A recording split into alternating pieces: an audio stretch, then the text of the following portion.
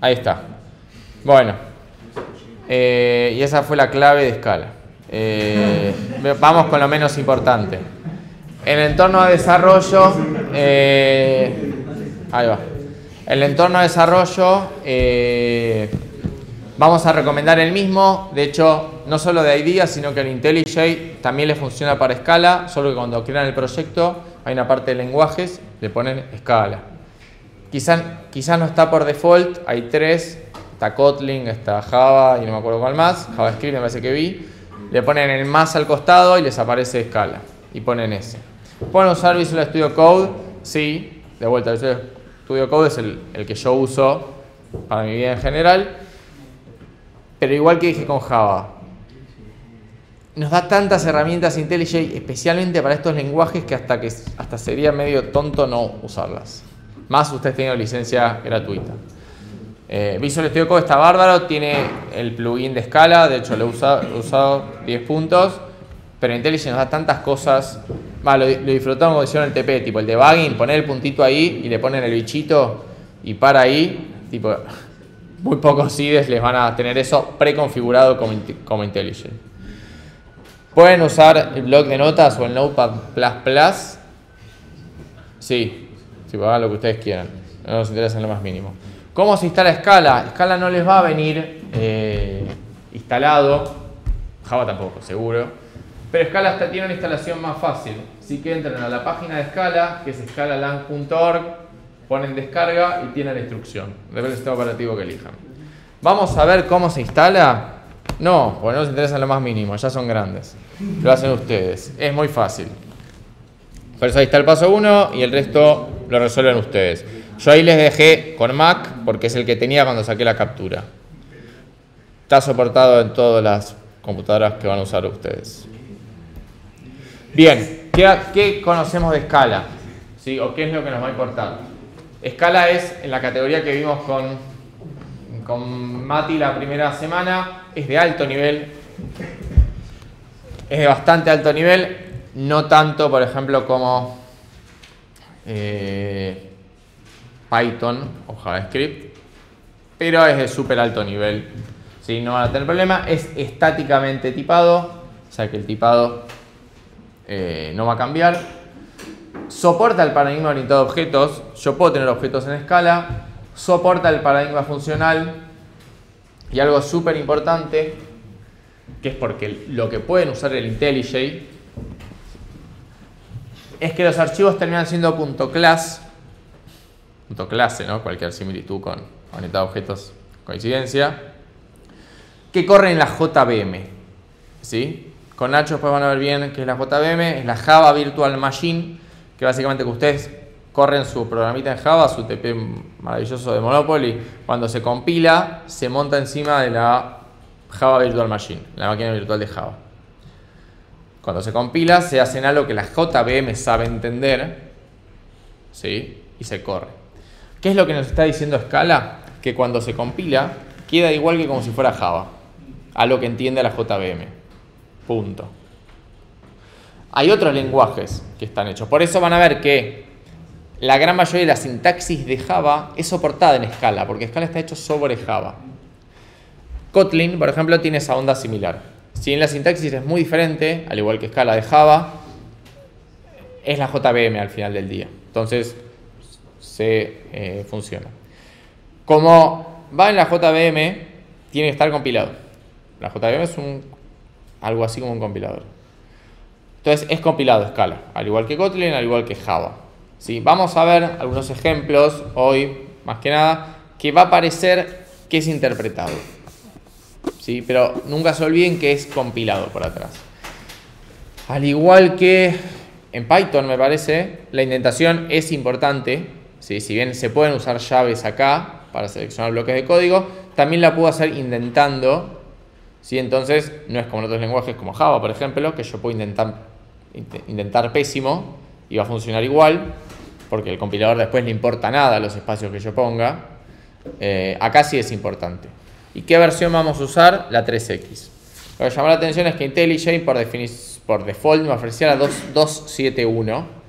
Acá vamos a usar la 3X. ¿Sí? No sé qué cambia. No sé qué cambia entre la 2 y 3. Sé que nosotros vamos a ver todo con la 3. No sé qué cambio, porque nunca usé la 2. Cualquier 3X va a estar bien. Sí, porque ya saben, los lenguajes van evolucionando y van teniendo nuevas versiones. Por ejemplo, yo acabo de bajar la clase que voy a dar hoy, la voy a dar con la 3.1.2. O sea, 3.1.2. ¿Sí? Los lenguajes respetan lo que se llama el versionado Semver. Entonces, todas las versiones son un número punto otro punto otro. ¿Sí? El primero se llama que es el major, el más importante, el segundo el minor, el menor, y el tercero el patch. Yo le pongo 3x porque el 3 es el major, o sea, cualquiera que empiece con 3 puntos está bien. El minor no nos interesa. ¿Por qué cambian los lenguajes esos numeritos? Cuando yo agrego features nuevos, o sea, no rompo nada de lo que ya hay, estoy agregando cosas nuevas o arreglo pero no rompo nada, son cambios menores, se llama, son minors. ¿Por qué? Porque tu código que estaba hecho en Scala con la versión 3.1, si yo le agrego features nuevos a Scala, puedo sacar la 3.2 y tu código va a seguir funcionando. Ahora, si yo rompo, digo, el for no se escribe más así. Se escribe de otra forma y no es válida la anterior, estoy rompiendo compatibilidad. Porque tu programa que funciona con ese for no funciona más. Ahí tienen que sacar una versión grande de vuelta, la 4.0. No les importa nada igual el versionado Semver, pero usan los 3X. Pero a mí me parece muy interesante. Bien. En Scala, ¿sí? Ya vimos que es funcional. Sí, ya lo vimos charlando hace un montón. Todas las funciones son variables. ¿Sí? Soporta funciones de orden superior, soporta lambdas y funciones anónimas, y todo es una expresión que retorna un valor. ¿Sí? Y esto es particular de Scala. ¿Sí? Toda línea es una expresión y retorna algo. No puede ser que retorne nada. Básicamente, la función void acá no existe. Tipo, siempre toda expresión retorna algo. Esto nos da la herramienta o la complicación de que el return muchas veces no es necesario, porque todo devuelve algo. Ahora vamos a ver eso. Si quieren jugar, podemos usar REPL, que ahí no me acuerdo lo que significaba, pero lo vamos a ver acá en vivo y en blanco. Si ustedes se bajan Scala y logran instalarlo bien, si ponen Scala van a entrar en esto. Los que jugaron con Python, y me parece que Golang también lo tiene, es un playground, ¿no? Ustedes pueden jugar y probar cosas acá. Cada línea es una línea nueva. ¿Qué pasa? ¿Qué sé yo? Yo puedo crear una... Bueno, justo 3 no. Pero crear una variable y se creó. Si yo pongo n, vale 3. ¿Qué pasa con esto? Puede confundirlos. ¿Por qué? Porque Python es interpretado. Entonces tiene sentido que en cada paso uno pueda decir una frase nueva, una expresión nueva. Esto no es compilado, pero se está comportando como interpretado, ¿no? O sea, cuando hubiera un lenguaje compilado que yo le puedo ir modificando a medida que voy escribiendo. Pero no, por el fondo sigue siendo compilado. Si lo quieren compilar, que si usan IntelliJ no lo van a correr jamás esto, usan Scala C, le genera el ejecutable y después lo corren con Scala. ¿Está bien? Jamás lo tuve que hacer. ¿Sí? Y bueno, y vamos con el lenguaje en sí.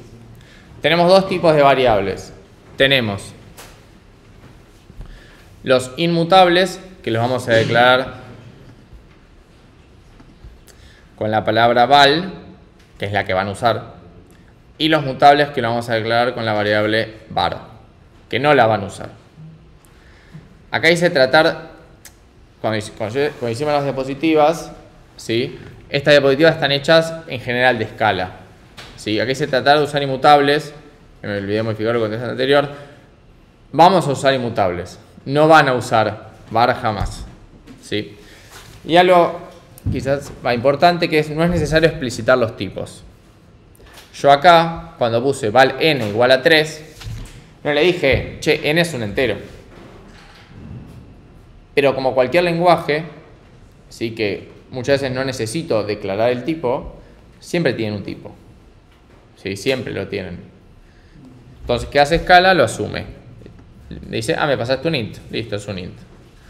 Fíjense que cuando me lo mostró, me dice, es inmutable y es un entero. Y vale 3. ¿Sí? Los asume. Yo puedo forzarlo, tipo, hacer esto. Sí, no le gustó. Se ve que no se puede. A ver si le asigno un valor. Sí. ¿Cuál es el problema? ¿Cuál es el problema con que yo haga esto? Y lo deje ahí. No tiene, obvio. ¿Cuál es el problema con eso después? Que retorna nada. Retorna nada, por supuesto. Pero ¿cuál es el problema con F? O con G ahora. Que null es entero. ¿Cómo? Que el valor null no es entero. Es que ni siquiera es null. O sea, también obvio. Pero sí, o sea, no sirve para nada. O sea, si yo las variables no las inicializo, nunca van a hacer nada importante. ¿Se entiende? O sea, no tiene sentido esto, porque es inmutable. Sí, es como un cambio de mentalidad. O sea, no puedo declarar una y usarla después. La tengo que declarar y usar el top. La puedo usar después, pero digo, no pueden declarar y después inicializar. Tipo, acaba todo junto. Si no, perdieron. Acá viene ejemplo con un texto. Nada, es una string. Acá se usa comillas dobles y te devuelve el texto. Te dice de tipo string. ¿Qué pasa? Fíjense que cuando yo pongo la sentencia o la expresión n, me imprime 3. ¿Por qué? Porque toda expresión retorna algo. Si no es como en Python que uno puede ponerle una variable y no va a hacer nada después. Con JavaScript tiene lo mismo. No va a hacer nada. Acá todo devuelve algo. ¿Cómo funcionan las funciones o escala? La última línea es la que es retornada automáticamente. Como hay una sola línea es n, se está devolviendo 3. Entonces, ¿qué me muestra? 3, porque es lo que devolví. Esas magias igual lo vamos a ver después. Obviamente, todos los valores, ¿sí? Siempre tienen un tipo. En este caso era int, vimos string. ¿Sí? Esta es como el arbolito de dependencias, de herencia de tipos. ¿Sí? Ahora tenemos la ventaja que ya vimos herencia, ustedes lo pueden entender. Pero por ejemplo, ustedes tienen anyval, que es unsigned int, boolean, int, un montón de tipos de valores que son todos anyval. Heredan todo el comportamiento de anyval.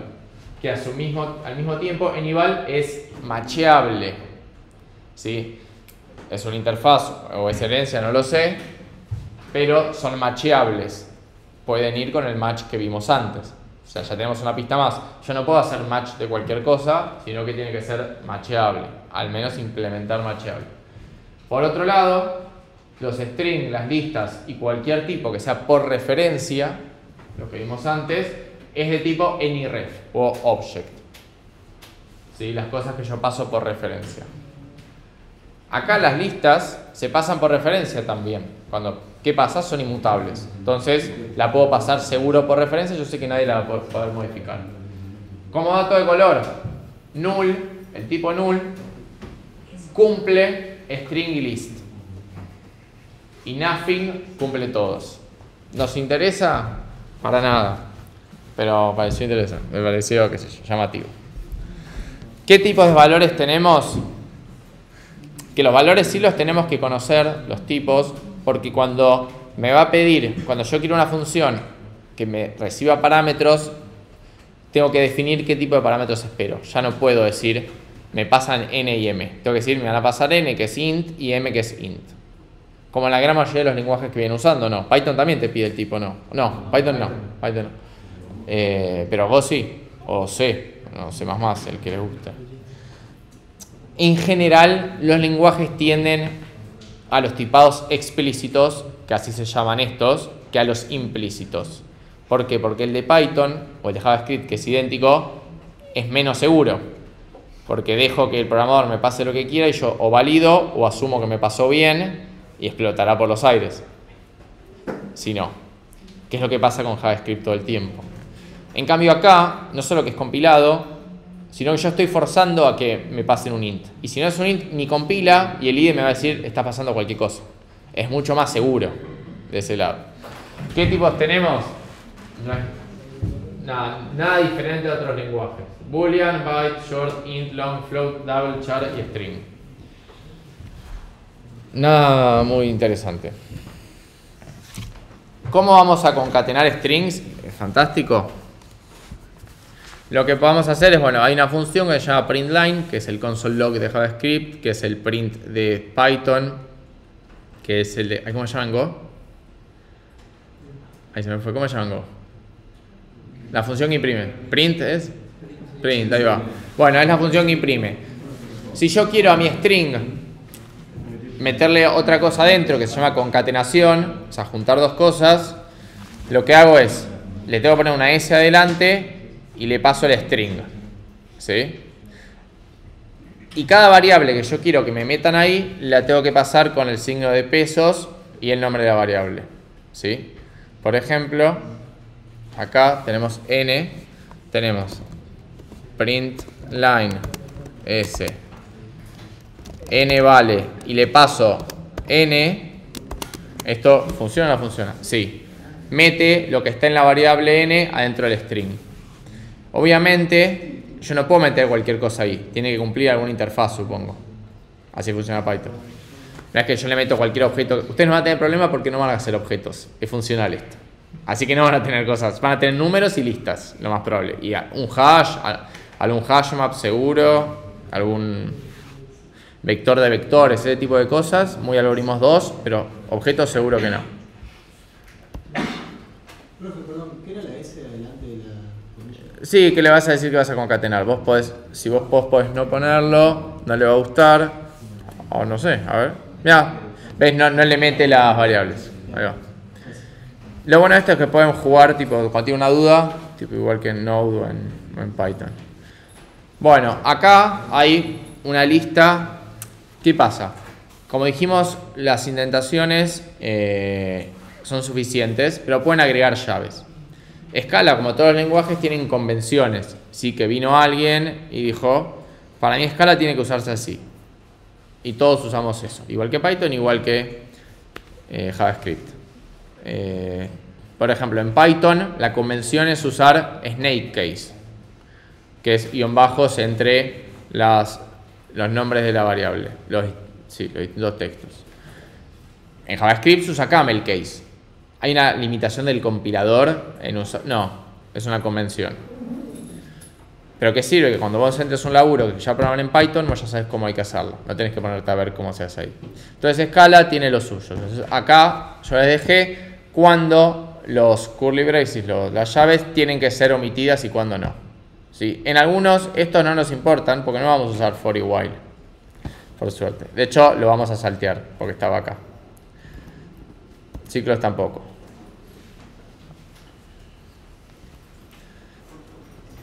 Vamos a ver ciclos porque tiene las guardas. Eso me interesa. Los condicionales no, porque no los van a usar.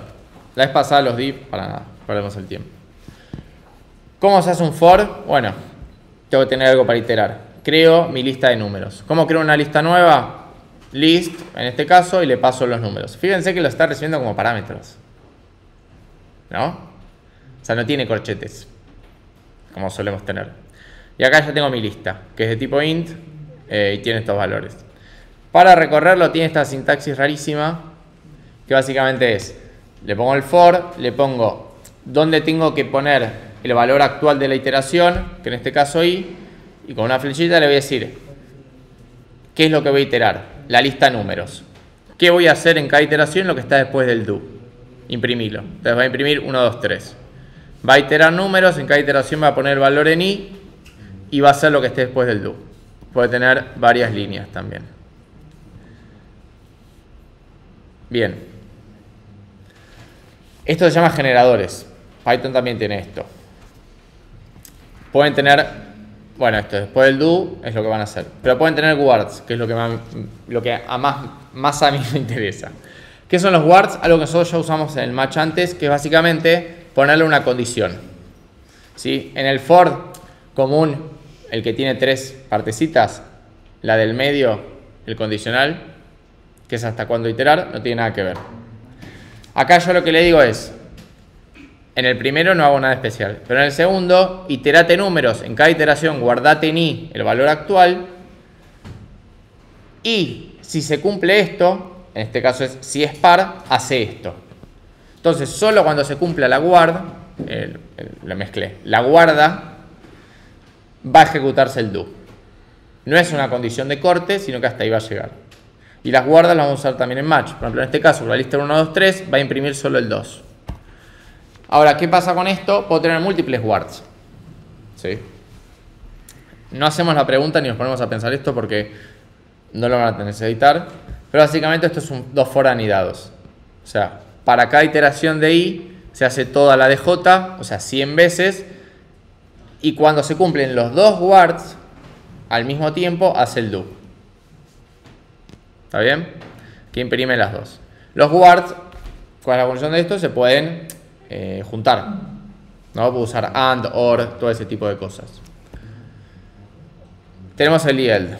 ¿Nos interesa? No. Lo seguimos. A mí me pareció fantástico, pero por eso lo agregué. Pero seguimos. Pero sí tenemos el match. El match, como vimos, podemos empezar a entenderlo como un switch.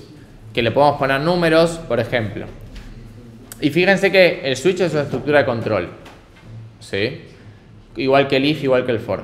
Ustedes nunca vieron que un for retorne algo. Nunca hicieron tipo algo como int a igual a for, qué sé yo, un montón de cosas. Porque el for no retorna nada en cualquier lenguaje, ¿no? O sea, nunca en su vida hicieron esto. Tampoco hicieron un if. Quizás con una expresión ternaria, como en el parcial, de hecho. Pero con switch tampoco se puede, porque no devuelven nada. Pero dijimos que en escala toda expresión devuelve algo.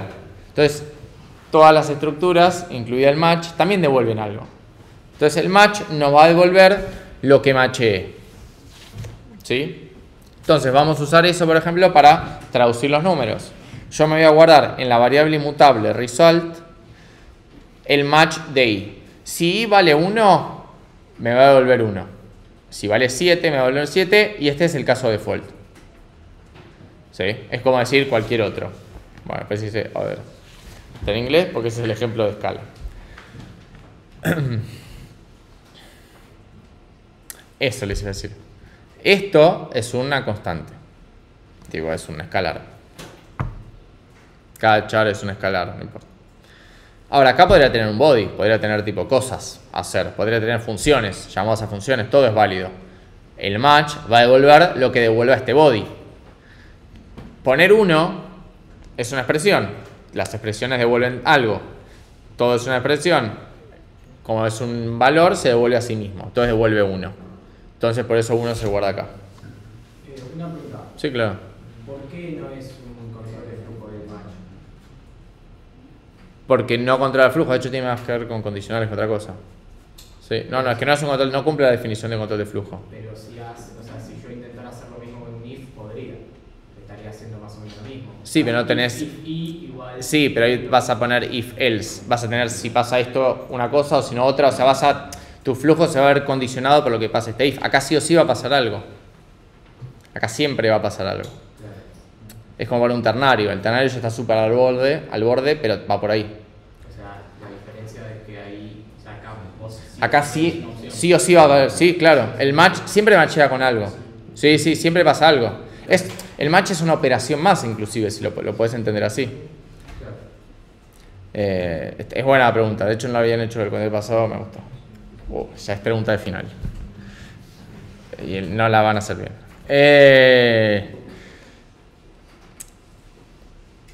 El segundo caso es un match igual que el anterior, tiene casos más interesantes. Tiene un if, o sea que es un guard, ¿sí?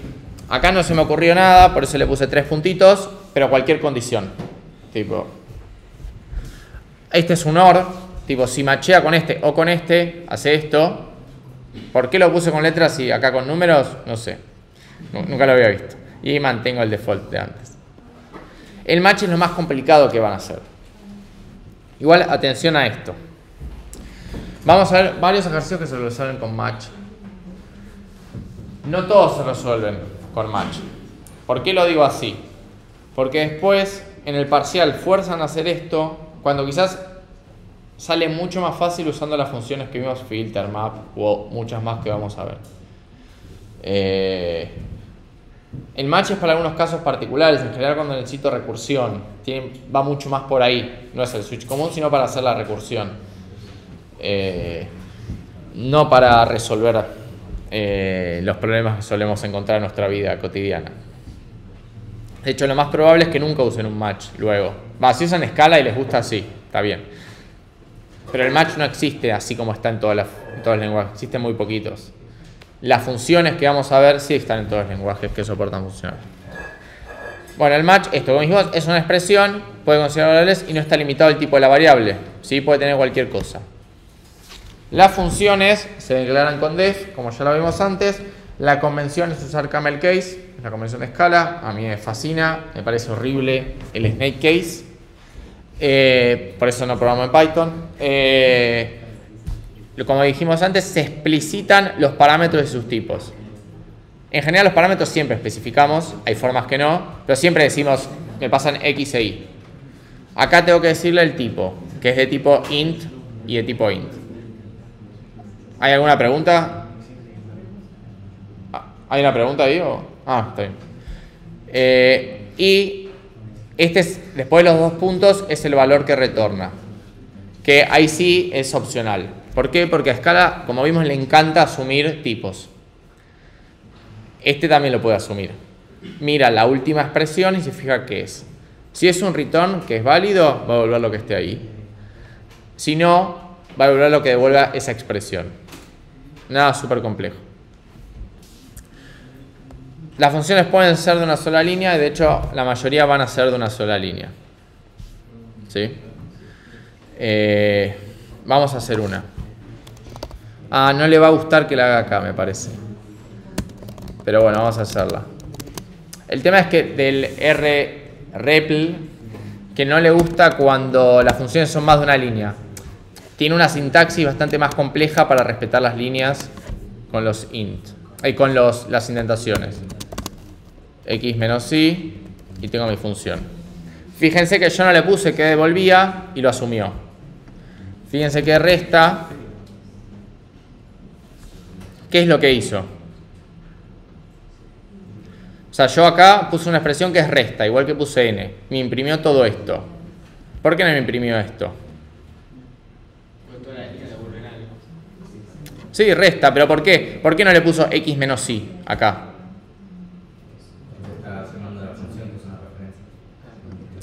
Claro, pero yo la definí, no es anónima.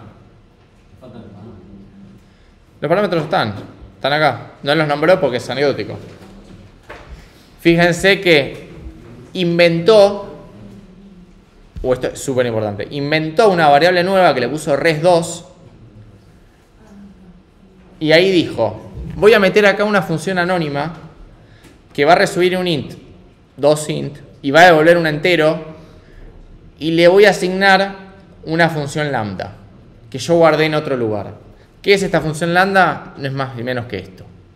Entonces, internamente escala, por más que yo le dije, che, esta es una función con nombre, como siempre, y me lo va a respetar, por adentro funciona siempre con anónimas.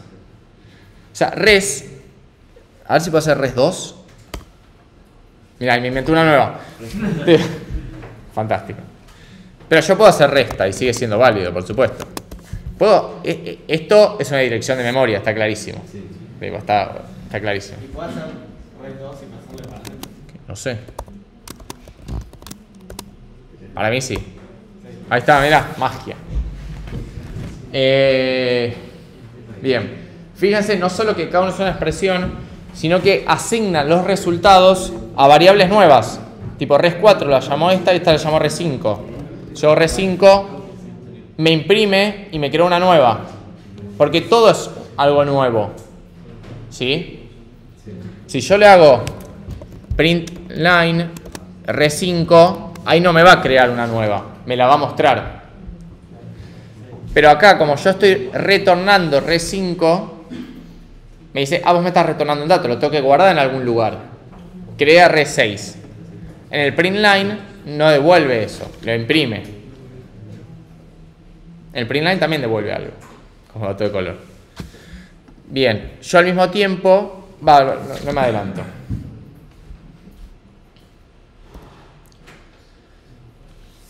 Como habíamos visto, cada variable puede tener un valor por defecto. Acá dice cada parámetro. ¿Sí? Por ejemplo, si yo tengo def algo que recibe una string A y una string B, a B, yo le puedo decir por defecto tener la palabra defecto.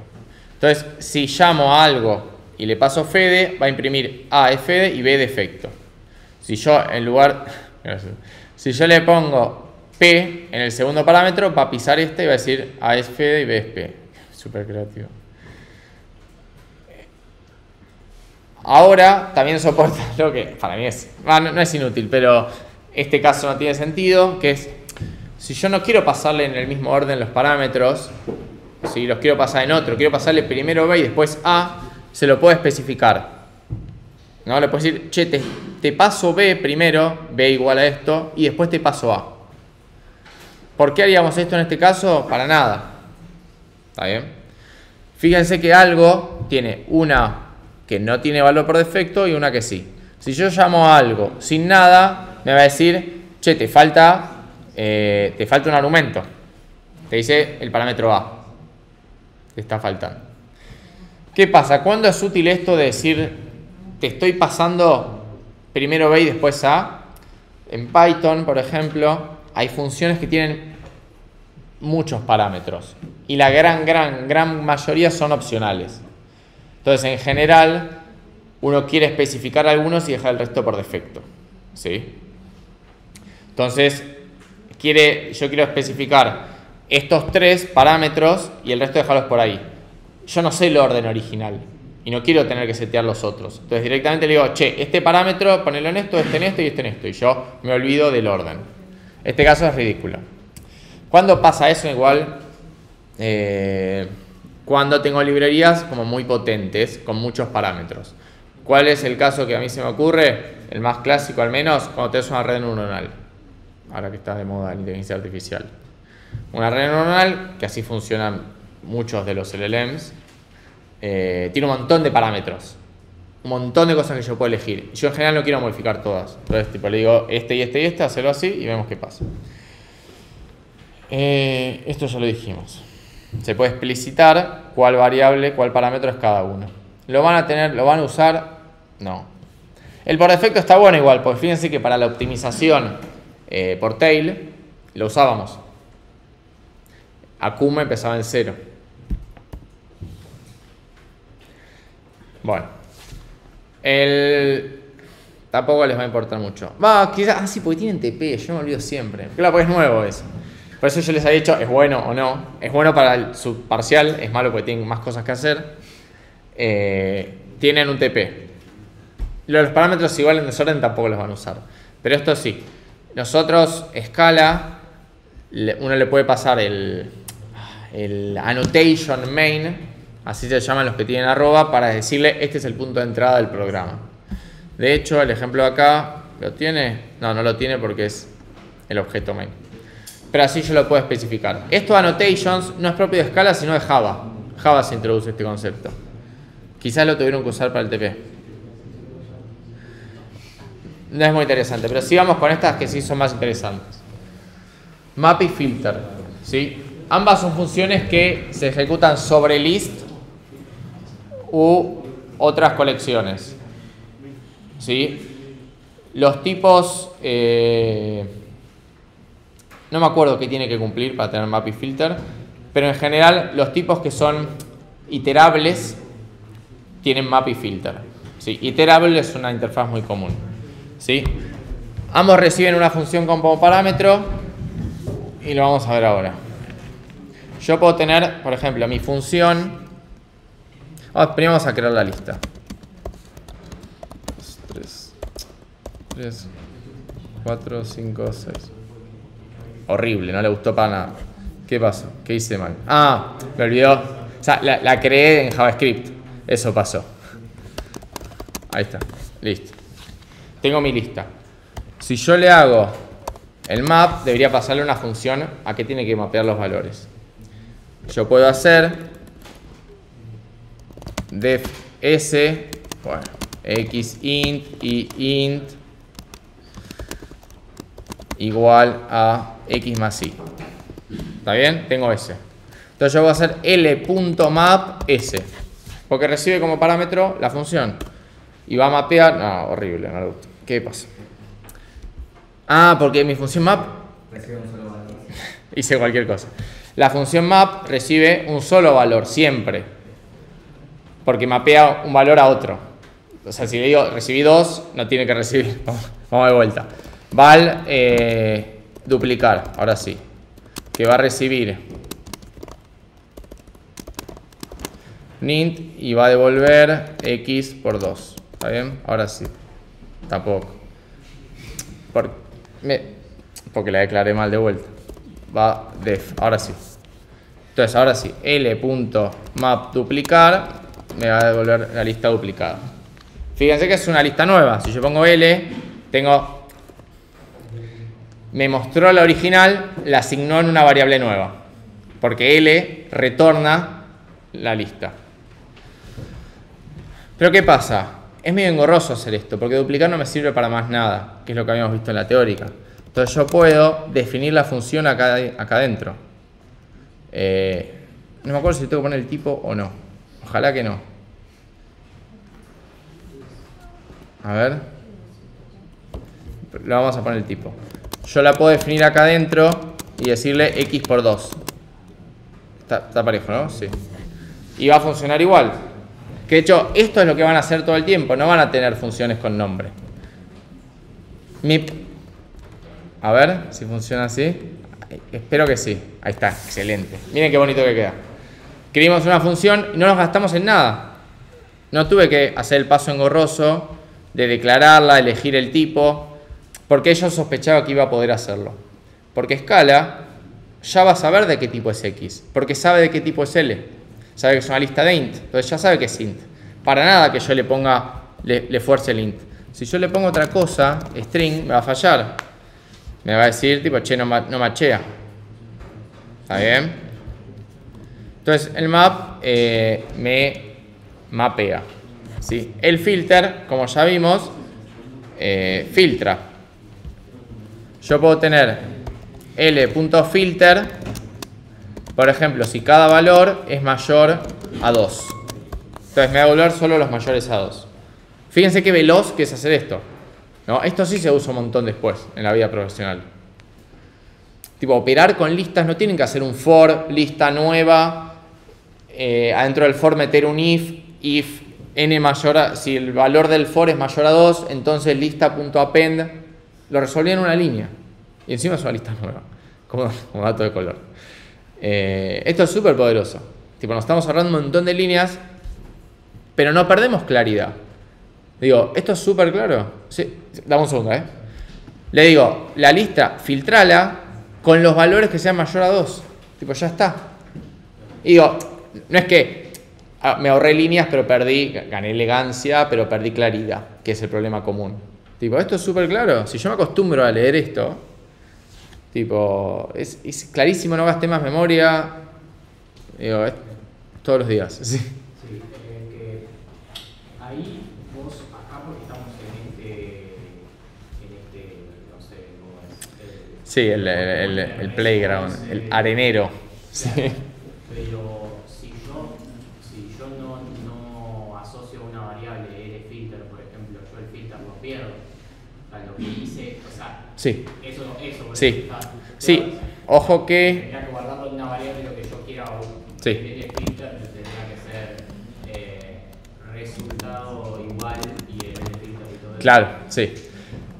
Salvo, por eso quiero mostrar el ejemplo, supongamos esto. Si yo hago L, lo mismo que hice acá, ¿no? Acá fíjate que yo no estoy asignando el resultado a nada, pero si el filter es la última línea de la función, que en este caso es una sola, la pongo en varias para que quede más claro. Esto debería hasta compilar. Así se escriben estas funciones. Les va a parecer asqueroso, pero van a entender por qué en un ratito. Fíjate que yo no estoy asignado nada el filter particularmente. Es el body de la función. Ahora, como al ser la última expresión, va a retornar lo que devuelve el filter. Y ahí no lo perdés, porque es lo que va a retornar la función. Pero sí, es como decís vos. La función ya no tengo ninguna otra variable. No. O sea, necesito la función, eso sí. Necesitas la función, claro. O sea, lo que yo haga acá, le ponga val n igual f1 de la lista. Otra vez. N va a valer lo que devuelva la función, que la función devuelve la última expresión. La última expresión es el filter, devuelve el filter. Y esto hasta compila. Magia. Compiló. Pero fíjense cómo compiló. Usó la JVM. En particular la que yo tengo, que es el JDK 1901. Que esa no es la versión de escala, es la de la JVM. Que ustedes ya la tienen la JVM porque la bajaron para Java. Y van a usar la misma posiblemente. Pero volvamos acá a la terminal. ¿Alguna pregunta más? Pregunten, interrúmpame, para eso estoy, si no, no vengo. Los hago mirar el video. Sí. En Python hay un tipo de expresiones que son para, digamos, llenar una lista. Lista por comprensión. Lista por comprensión. Sí. ¿Con un map o con... Ah, muy bueno. Buena, sí. Sí, vamos a ver funciones que nos ayudan a hacer eso. No es idéntico igual, pero tiene esa onda. El yield, que no lo vimos, sirve para, tiene ese motivo también. El yield también está en Python. Bien, vimos map y filter. Map, como dijimos, lo repito, mapea elemento a elemento pasándolo por la función. La cantidad final de elementos es idéntica a la primera. El filter, los que devuelva true, me los va a devolver y los que no, no.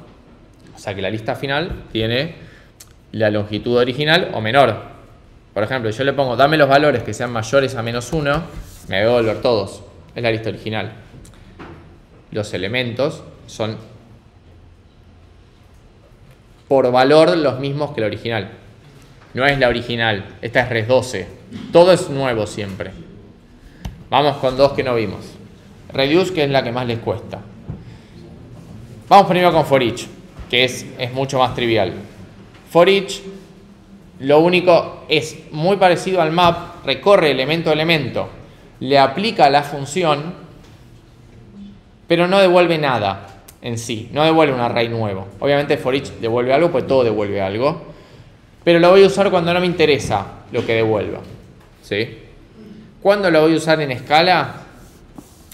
Lo más probable es que nunca, porque vamos a trabajar con datos inmutables. A mí me interesan las funciones que devuelvan algo, o para usarlo, o para usarlo en otra función.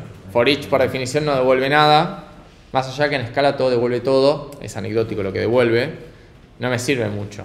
¿Sí? Pero acá, por ejemplo, si yo tengo L.forEach, que en español por las dudas es para cada uno, mira, hago lo mismo. Mira, for each igual n por 2.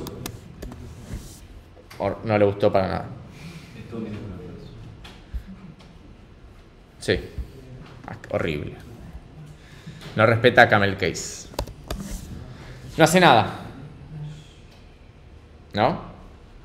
Porque no devuelve nada. El map lo que hacía era devolvía el array, ¿no? Con los mismos elementos, con la f, qué sé yo.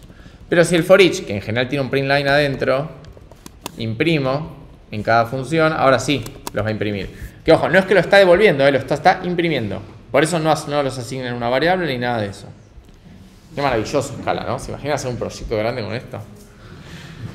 No, pero se usa, Sí, yo conozco gente que se usa, obvio. También uno es un mundo. Uno dice, ustedes no... Obviamente programamos en distintos lenguajes. Uno con muchos años aprende mucho más de un lenguaje, que no es solo un int y un for. Sabe usarlo mejor y otros lenguajes le parecen más difíciles o más complicados. Por ejemplo, a mí Scala me parece mucho más difícil. Go me parecía muy complicado, pero yo programo en JavaScript. Y alguien que programa en Java va a decir que JavaScript es asqueroso y no se entiende nada. Y en parte tiene razón, pero una cosa no quita la otra. O sea, a mí me fascina. Igual muchas veces no lo eligen ustedes, porque entran a un trabajo y es lo que está el proyecto. el reduce, que es la otra función que sí lo vamos a usar, recibe una función y va aplicando esa función a la lista. Pero la particularidad que tiene el reduce, así que acá está un ejemplo, es que siempre esa función que yo le paso tiene que recibir 2 parámetros y devolver 1. En Scala todavía no vimos que se puede devolver más de 1. Hay una forma, pero no importa. Como el map no tenía sentido que yo haga una función que reciba 2 parámetros o 3, porque siempre me va a pasar un elemento de la lista, acá siempre son 2. ¿Por qué? Porque lo que va a hacer reduce es tomar esa función, vamos con nuestro legendario array de 1, 2, 3, 4. Ahí está. Lo que va a hacer es, va a agarrar la función f, que es la que va a recibir, siempre recibe 2 parámetros, que inicialmente ¿cuáles van a ser? Van a ser estos 2. Va a ser eso. ¿Sí? En la siguiente iteración, lo que va a hacer es llamar f con el resultado de la primera iteración y el tercer elemento. La siguiente iteración va a ser con el resultado anterior y el último elemento. Y ahí terminó porque no hay más elementos. Por eso siempre recibe 2. Porque la primera vez es el primero y el segundo, pero a partir de ahí es, en general el reduce se llama el acumulador, que es básicamente este que me voy pasando, y el elemento nuevo, el siguiente. ¿Sí? Este lo tomamos y no funciona. Ahora vamos a ver un ejemplo igual, porque es el más complicado quizás. ¿Con eso podrías resolver el tema de la suma? Sí, claro, de hecho, sí, es el ejemplo clásico. Fíjense que también estoy iterando, ¿no? Por los elementos. Fíjense que muchas de estas cosas que vimos tienen un estilo iterador. ¿Y es O de 1? ¿Eh? ¿Es O de 1 en memoria? No sé. Debería. Pero no te puedo decir cómo se escribe.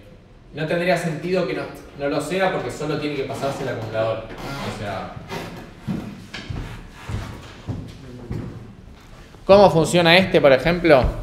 Fíjense que lo que hace la función que le voy a pasar, recibe 2 elementos, los suma, los imprime, ¿sí? Son varias, tiene 3 líneas esto, y esto está mal intentado, pero debería estar acá, y al final dice desum, porque está en inglés, no sé. ¿Qué significa esto? Como ya dijimos, las funciones retornan la última expresión, si yo no le pongo return. Entonces va a retornar esto, que es la suma de los dos. Entonces fíjense que en la siguiente iteración X va a ser la suma anterior y Y va a ser el siguiente elemento. Entonces si yo A, que era... No la tengo en ningún lugar. Maravilloso. Pero que era una suma de números que los podemos ver acá, igual cuál números eran. La primera vez va a decir, recibí 1 y 2, que son los primeros 2 elementos, y la suma es 3. Ahora la segunda iteración va a decir, recibí 3, que es el acumulador, y además un 3, que es el tercer elemento. Y la suma es 6. La tercera iteración va a decir, recibí un 6, que es el acumulador, y un 4, que es el cuarto elemento. Y la suma es 10 y terminó. ¿Por qué se llama reduce? ¿Por qué no se llama reduce? Porque me queda uno solo. Reduce la lista a un solo elemento. Siempre el reduce termina en un solo elemento. ¿Puedo tener en el acumulador una lista? Sí. Se usa también para eso. Puedo tener cualquier cosa en el acumulador. Los elementos pueden ser cualquier cosa. Yo muestro todo con enteros. ¿Cómo estamos? Bien. ¿Estamos bien con el reduce? Este también lo van a usar. Es bastante poderoso. Es difícil después. Obviamente acá lo van a usar. El ejercicio les va a salir. Después, en la vida profesional... Es un poquito más difícil porque lo tienen que pensar en general. No es el for each. El for each es tipo, che, quiero recorrer todo esto. Listo, for each, a otra cosa. El map, lo mismo. Che, tengo que transformar todos los elementos. Map, listo, le paso a la función de transformar. Acá hay que pensarlo un cachito más. Porque, bueno, ¿cuál es el acumulador? ¿Cuál es el valor nuevo? Si lo hago de listas, todo tiene que ser listas. Tiene un pasito más. En general queda súper elegante. Al mismo tiempo, a veces es difícil de leerlos, reduce. He visto reduce muy complicados. pero que funcionan y están bárbaros. Bueno, vamos con el maravilloso Group By, que acá vamos a ver un tipo nuevo de dato. Group By básicamente es agrupa elementos de una colección según un criterio dado. O sea, yo le puedo decir, tengo una lista de números y le digo, agrupámelos por número. Poneme todos los unos juntos, los dos juntos, los tres juntos y así. ¿Cómo creen que le voy a pasar el criterio? ¿Cómo le puedo decir todos los números? ¿Cómo lo hago? ¿Qué estuvimos hablando hasta acá? ¿Qué reciben siempre esto? Una función. Entonces, con una función. Entonces, básicamente lo que recibe el Group By es el criterio. Antes de ver estos ejemplos, vamos a verlo acá. Por ejemplo, yo tengo L, que tiene 1, 2, 3, 4, 5. Yo le puedo decir L, Group By, vamos a agrupar los mayores de 3 por un lado y los mayores y los otros por el otro. Vamos a ver si funciona. A ver. N mayor a 3, ¿qué hace? Ahí está. Fíjense que ¿qué pasó? Esto es un booleano. Entonces, ¿qué me hizo? Para los que el booleano me dio false, o sea, son menores de 3, lo puso en un hash map. El group by siempre devuelve un hash map, que ahora lo vemos, con que la clave es false, porque son los que dieron false, los que devolvió false la función criterio, y los valores que devolvieron false. Lo mismo con true. ¿Por qué? Porque la función esta tiene dos valores posibles, true o false. Entonces va a agrupar los que dieron true, los que dieron false. Ahora, si yo le ponía esto, el criterio es este. Para cada número, agruparlo por sí mismo. ¿Qué va a hacer? Va a crear n claves. Va a crear n claves. Va a decir, bueno, los del criterio 5 son estos, los del criterio 1 son estos, los del criterio 2 son estos y así. Yo puedo hacer lo mismo, tipo con una lista un poco más interesante, ¿no? 16, 1, 2. Y acá hago lo mismo y va a quedar diferente. Oh, me quedo doble punto. Acá me dice, che, los del 56 son estos, los del 1 son estos, los del 2 son estos, los del 3 son estos. Analicemos un poquito más. Devuelve siempre un hash. Las claves, ahora sí, son los diferentes tipos que retornó la función criterio. Los valores son una lista de los valores que devolvieron eso. En este caso es trivial, los 56 son todos 56, los 1 son todos unos. En el caso este no, porque era true o false. Entonces los false son estos y los true son estos. Acá son diferentes. Fíjense que me dice, che, es un hash map. Pero me dice que el tipo de dato es map, no es hash map. Me dice, es un map de clave int y de valor list int. Todos sabemos usar hash map. ¿Por qué? ¿Qué es map y qué es hash map? ¿Por qué no es de los dos lados int? O digo, del mismo valor, del mismo tipo. Porque en int yo tendría int de los dos lados. ¿Por qué creen que es?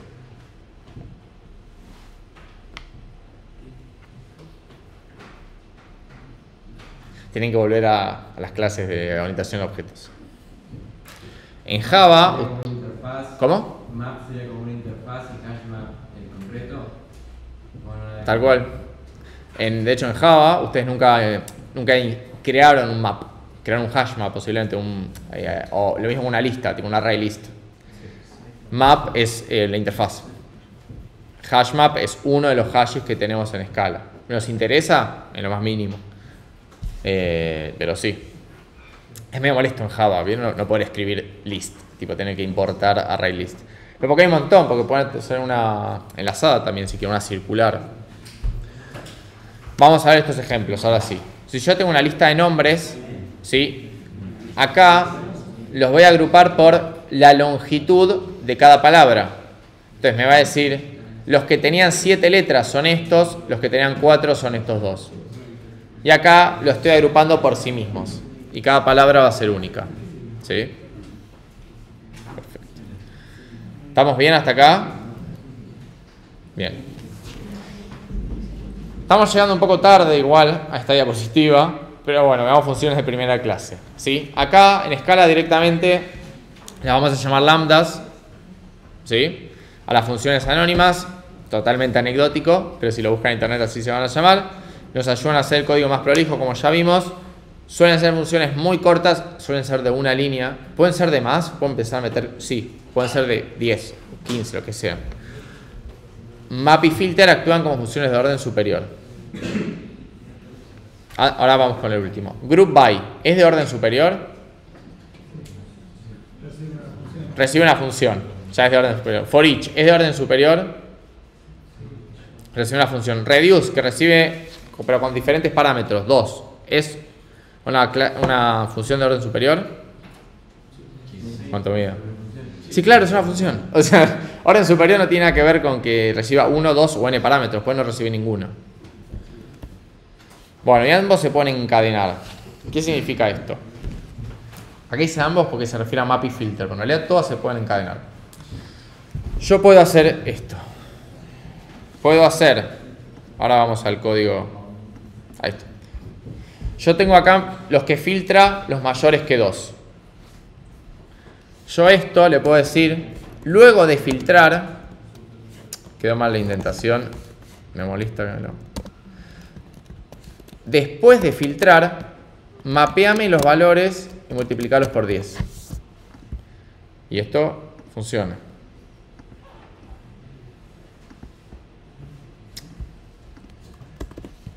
Ahí está.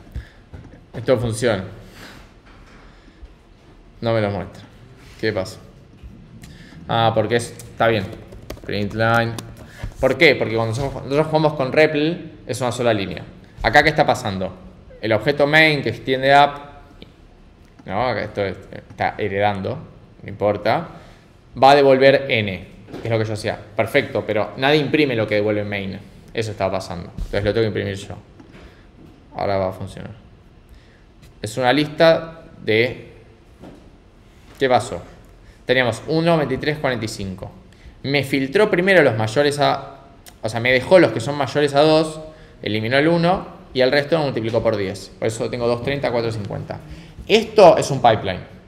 Esto que dijimos que una función llama inmediatamente a la otra, el pipeline en general luce así. Una función abajo de otra. Por eso yo antes les dije, puse L y puse esto acá y le dije, puede ser medio feo, pero así los ponemos. Es porque vamos a poner una función abajo de otra y nos van a quedar todas alineadas. ¿Está bien? Esto lo van a hacer un montón de veces. ¿Pero por qué es posible esto? ¿Por qué creen que yo puedo hacer .map acá? ¿Cómo sabe Scala que puedo hacer esto?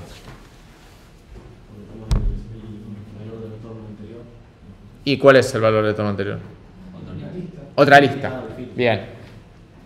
Se fija lo anterior, que en este caso es lo que devuelve esto. Filter sabe por definición que devuelve una list. ¿Sí? Acá IntelliJ es bárbaro. Ustedes pueden poner acá y les pone la definición de la función. Como habéis visto, filter recibe una función que va de A a Boolean, si tiene que filtrar o no, y devuelve una lista.